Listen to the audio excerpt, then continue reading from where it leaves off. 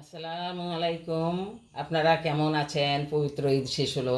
ঈদ কিন্তু এখনো শেষ হয় নাই, এখনো আসা যাওয়া চলছে, আত্মীয় স্বজনের আসা যাওয়া। যাই হোক, অনেকের ঘরে বিপদ এসেছে। আল্লাহ আমাদের ভালো রেখেছে, আশা রাখছি আপনারাও ভালো আছেন। তো আজ আমি ছোট্ট একটা রেসিপি আপনাদের দেখাবো, শেয়ার করব। সেটা হলো এই যে টমেটো আলু দিয়ে মোয়া মাছ রান্না করব।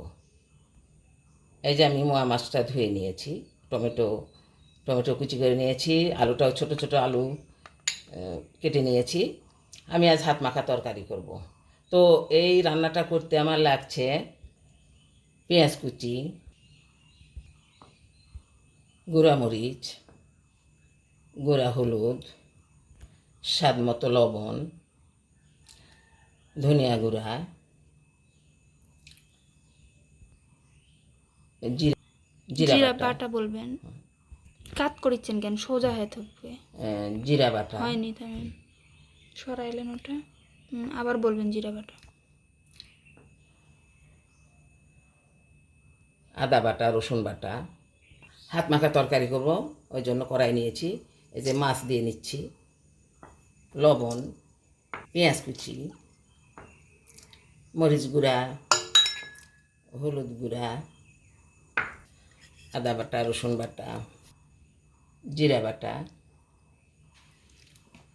ধনিয়া গুঁড়া, সয়াবিন তেল।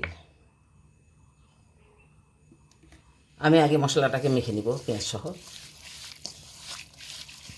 মাছ, পেঁয়াজ, মশলা দিয়ে মেখে নিচ্ছি।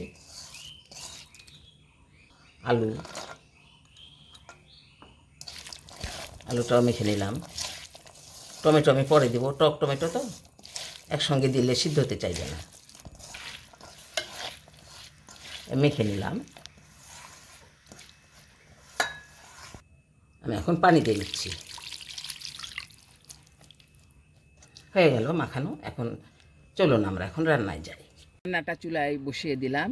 এখন আমি অল্প আঁচে ধীরে ধীরে রান্না করব, আপনারা দেখতে থাকুন। ঢেকে দেব। তরকারিটার বলক এসেছে, এখন আমি টমেটো কুচি দিয়ে দিব। ঢেকে দিচ্ছি। তরকারিটা একটু ঝাঁকিয়ে দিব,